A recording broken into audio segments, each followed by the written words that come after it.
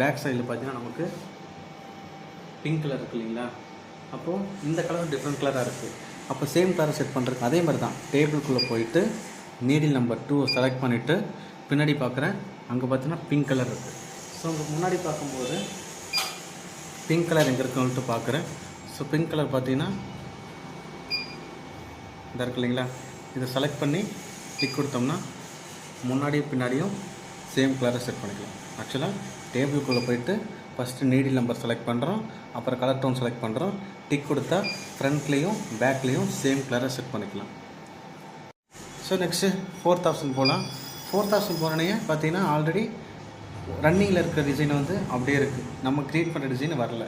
அதாவது 3rd design நம்ம create பண்ணுற டிசைன் வந்துருச்சு. 4th பார்த்தீங்கன்னா ஆல்ரெடி ரன் ஆகிட்டு இருக்கிற டிசைன் தான் அப்படியே இருக்குது. ஸோ ஆல்ரெடி ஒரு டிசைனை ஃபஸ்ட்டு கேன்சல் பண்ணணும், நம்ம க்ரியேட் பண்ணுற டிசைனை கன்ஃபார்ம் பண்ணணும். ஆல்ரெடி ஒரு டிசைனை கேன்சல் பண்ணுறதுக்கு இந்த நீடில் இருக்கு இல்லைங்களா, இதை கிளிக் பண்ணால் கேன்சல் கேட்கும். அதாவது ஆல்ரெடி ஒரு டிசைனை கேன்சல் பண்ணலாமா அப்படின்னு சொல்லிட்டு கேட்கும்போது டிக் கொடுத்தா ஆல்ரெடி ஒரு டிசைனு கேன்சல் ஆகிடும். நம்ம க்ரியேட் பண்ணுற டிசைனை கன்ஃபார்ம் பண்ணணுமே, அதுக்கு என்ன பண்ணுறதுன்னா இந்த லாக்கை கிளிக் பண்ணால் மறுபடியும் கன்ஃபார்ம் கேட்கும். இது ஏன் கன்ஃபார்ம் கேட்குதுன்னா நம்ம க்ரியேட் பண்ணுற டிசைனை கன்ஃபார்ம் பண்ணுவோன்னு கேட்குது. அப்போ கன்ஃபார்ம் கொடுத்தோம்னா மறுபடியும் நம்ம க்ரியேட் பண்ணுற டிசைன் கன்ஃபார்ம் பண்ணணும். ஸோ 4th ஆப்ஷன் வந்தோடனே ஆல்ரெடி ஒரு டிசைனை கேன்சல் பண்ணணும், நம்ம க்ரியேட் பண்ண டிசைனை கன்ஃபார்ம் பண்ணணும். கேன்சல் பண்ணுறது கன்ஃபார்ம் பண்ணுறதுக்கும் நீடில் ஆப்ஷன் தான்.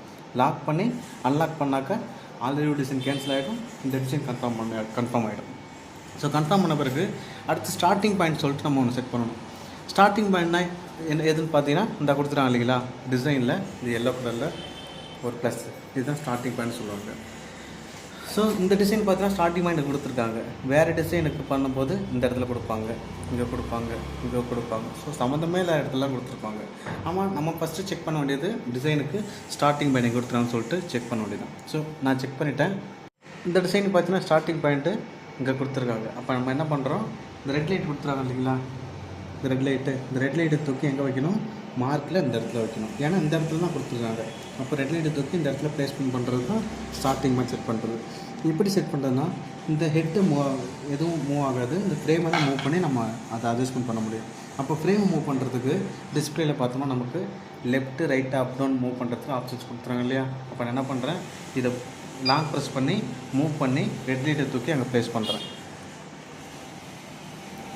ரெட் லைட்டை தூக்கி கொடுத்துருக்க இடத்துல நான் என்ன பண்ணுறேன், அங்கே ஃபிக்ஸ் பண்ணுறேன்.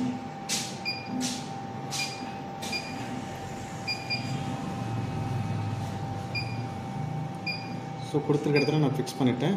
இப்போ அடுத்து என்ன பண்ண போகிறோம், செக் பண்ண போகிறோம். எப்படி செக் பண்ணுறது, செக் பண்ணுறதுக்கு தனி ஆப்ஷன்ஸ் இருக்குது. இந்த ப்ளஸ் ஆர் மைனஸ் இருக்குது இல்லைங்களா, ப்ளஸ் போட்டு ஒரு ஏரோ மார்க் போட்டு மைனஸ் கொடுத்துருவாங்க இல்லையா. இந்த ப்ளஸ் ஆர் மைனஸ் தான் மெஷர்மெண்ட்டு செக் பண்ணுறதுக்கு. எப்படி செக் பண்ணுறதுனா ஃபஸ்ட்டு எக்ஸை செக் பண்ணிக்கலாம். எக்ஸு பார்த்தீங்கன்னா இதோட உள்ளளவு, எக்ஸுங்கிறது இந்த பிளேஸு, ஒய்ன்றது லென்த்து.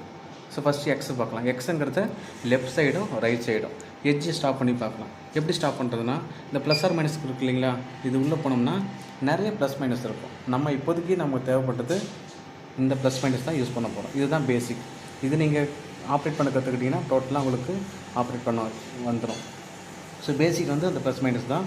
இது என்ன பண்ணுறேன், ப்ளஸ் பண்ணி ஒரு 2 இடத்துல ஸ்டாப் பண்ணுறேன். ஃபஸ்ட்டு எக்ஸை செக் பண்ணுறதுனால லெஃப்ட் சைடும் ரைட் சைடும் ஸ்டாப் பண்ணி பார்க்குறேன். எப்படி ஸ்டாப் பண்ணுறேன்னா எதை ப்ரெஸ் பண்ணுறோமோ அதே ப்ரெஸ் பண்ணால் தான் ஸ்டாப் ஆகும். ஸோ நான் ப்ளஸ்ஸை ப்ரெஸ் பண்ணி இந்த இடத்துல ஸ்டாப் பண்ண போகிறேன். ஃபஸ்ட்டு லெஃப்ட் சைடில் நான் ப்ரெஸ் பண்ணுறேன்.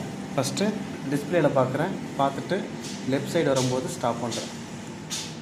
ஸோ ஸ்டாப் பண்ணிவிட்டேன். ஸ்டாப் பண்ணும்போது மார்க்கில் அதே மாதிரி லெஃப்ட் சைடில் ஓரளவுக்கு மார்க்கில் கரெக்டாக வந்துருச்சு. அதே மாதிரி ரைட் சைடும் பார்த்தீங்கன்னா ஸ்டாப் பண்ணி பார்க்கணும் இல்லைங்களா. அதே மாதிரி என்ன பண்ணுறேன், ப்ளஸ் பண்ணி ரைட் சைடு ஸ்டாப் பண்ணி பார்க்குறேன்.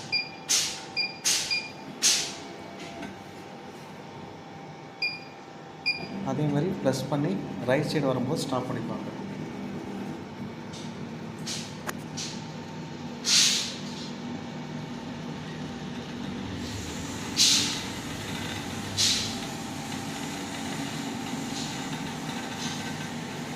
ஸோ ரைட் சைடு வரும்போது ஸ்டாப் பண்ணிவிட்டேன். இப்போ மார்க்கை பார்க்குறேன். ரைட் சைடும் பார்த்திங்கன்னா ஓரளவுக்கு நமக்கு வெளியே வருது. மார்க் விட்டு வெளியில் வந்துச்சுன்னா மெஷர்மெண்ட் அதிகமாக இருக்குன்னு அர்த்தமாக அதை கம்மி பண்ணிக்க வேண்டியது தான். ஸோ ஃபஸ்ட்டு கம்மி பண்ணிட்டு வந்துடலாம். கம்மி பண்ணுறதுக்கு அப்படியே இப்போ டேரெக்டாக செகண்ட் ஆப்ஷன் போக முடியாது. ஒரு 3 கண்டிஷன்ஸ் இருக்குது. ஃபஸ்ட்டு என்ன பண்ணணுன்னா புக்கு கொடுத்துட்டு வெளியில் வரணும், எக்ஸிட் கொடுத்துட்டு வெளியில் வரணும். அப்புறம் 0 பாயிண்ட் கொடுக்குறோம். 0 கிளிக் பண்ணாலே go to start point. Go to start பாயிண்ட்னா எங்கே நம்ம ஸ்டார்ட் பாயிண்ட் வச்சோமோ அங்கேயே வந்துடும். ஸோ அங்கே வந்துட்டு தான் நம்ம செகண்ட் ஆப்ஷன் போகும். கோ டு ஸ்டார்ட் பாயிண்ட் கொடுத்துட்டு வந்துடுறோம். அப்புறம் செகண்ட் ஆப்ஷன் போகிறோம். ஸோ நான் என்ன பண்ணுறேன், இதை சேஞ்ச் பண்ணுறேன், நம்பர் சேஞ்ச் பண்ணுறேன்.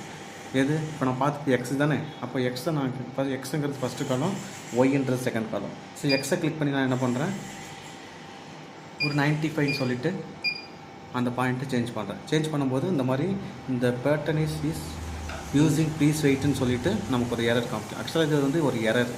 ஏன் எரர் காமிக்குதுன்னா, எது பண்ணாலும் லாக் பண்ணிவிட்டு தான் பண்ணணும். ஜஸ்ட்டு கிளிக் பண்ணால் லாக் ஆகிடும். லாக் பண்ணால் தான் நம்பர் சேஞ்ச் பண்ண முடியும், இல்லைனா சேஞ்ச் பண்ண முடியாது, எரர் வரும். ஸோ லாக் பண்ணிவிட்டேன். இதை கிளிக் பண்ணிவிட்டு 95 சொல்லிவிட்டு நான் டிக் பண்ணுறேன். ஸோ டிசைன் சைஸு 1 இன்ச்சுக்கிட்ட கம்மியாகும். ஸோ என்ன பண்ணுறேன், மறுபடியும் இந்த லாக் ரிலீஸ் பண்ணிவிட்டு 4th ஆப்ஷன் போகிறேன். அதே மாதிரி ப்ளஸ் ஆர் மைனஸ் போயிட்டு அதே மாதிரி ப்ளஸ்ஸை ப்ரெஸ் பண்ணி லெஃப்ட் சைடும் ரைட் சைடும் ஸ்டாப் பண்ணுறேன். ஏன்னா எக்ஸ் தானே பார்த்துக்கிட்டு இருக்கோம். அப்போ எக்ஸ் பார்க்கும்போது லெஃப்ட் ரைட்டு தான் பார்க்கணும். ஸோ லெஃப்ட் சைடு அதே மாதிரி ஸ்டாப் பண்ணுறேன். இப்போ மார்க்கில் பார்த்தோம்னா எனக்கு மார்க்கில் அக்யூரேட்டாக இருக்குது பாருங்கள். அதே மாதிரி ரைட் சைடு ஸ்டாப் பண்ணுறேன். லெஃப்ட் சைடு கரெக்டாக இருக்குது, போஸ்ட் பண்ணி ரைட் சைடு ஸ்டாப் பண்ணுறேன். ஸோ இது ஃபார்வர்ட் ஆப்ஷன்னால நம்ம இப்படி தான் செக் பண்ணி ஆகணும். ரைட் சைடு வருது. ஸோ ரைட் சைடு ஸ்டாப் பண்ணிட்டேன். ரைட் சைடு ஸ்டாப் பண்ணிட்டேன். ஸ்டாப் பண்ண பிறகு இப்போ தான் மார்க்கை பார்க்குறேன். மார்க்கை பார்க்கும்போது ரைட் சைடு கரெக்டாக தான் இருக்குது. அடுத்து எக்ஸ் முடிஞ்சு இல்லைங்களா, அடுத்து ஒய் பார்க்கலாம். ஒய் பார்க்குறதுப்போ எங்கெங்கே பார்க்கணுன்னா அதே மாதிரி தான். ப்ளஸ் பண்ணால் ஃப்ரண்ட்டில் போகும், மைனஸ் பண்ணால் பேக்கில் வரும். ஸோ இது ஃபார்வர்ட் ஆப்ஷன்னால நம்ம இப்படி தான் பண்ணிக்கணும். ஸோ ப்ளஸ் ஆர் மைனஸ் மறுபடியும் போகிறேன். ப்ளஸ் பண்ணால் மூவிங் ஆகும் இல்லையா, மூவ் ஆகும்போது ஒரு 2 இடத்துல ஸ்டாப் பண்ணி பார்க்கணும். ஒய் பார்க்கும்போது அப் அண்ட் டவுனாக பிரிச்சுக்க வேண்டியது தான். ஸோ அப்புங்கிறது எட்ஜ் பாயிண்ட் மேலே இருக்குது, டவுனுங்கிறது எட்ஜ் பாயிண்ட்